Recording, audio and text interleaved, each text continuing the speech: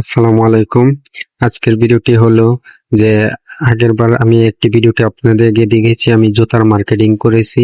তো আসলে জুতাগুলো যখন কার্টন ভরে ভরে এই গাড়িতে আনা হয় তখন আমরা এইভাবে এই জুতাগুলো এইভাবে ভাঁজ করতে হয়।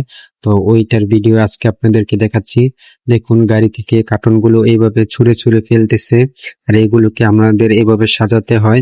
মূলত আমার সাথে আরেকজন কাজ করতো, তো আজকে ওনার শরীর খারাপ, এই জন্য আজকে আমি একা একা এগুলো করতেছি।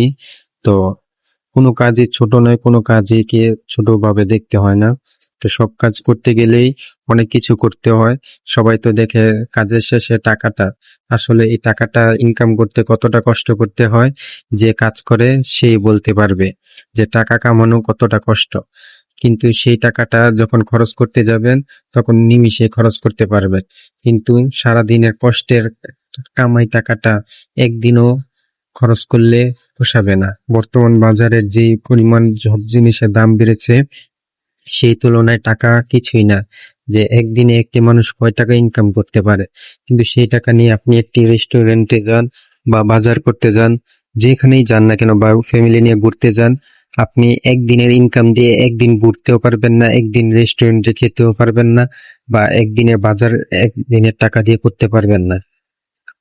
তো সবশেষে এটাই বলতে পারি যে বর্তমানে আয়ের চেয়ে ব্যয় বেশি। তো সবাই চেষ্টা করবেন নিজের টাকাটা কিভাবে সেভ করা যায় সেই চেষ্টা করতে। আমিও চেষ্টা করতেছি, আমার জন্য সবাই দোয়া করবেন।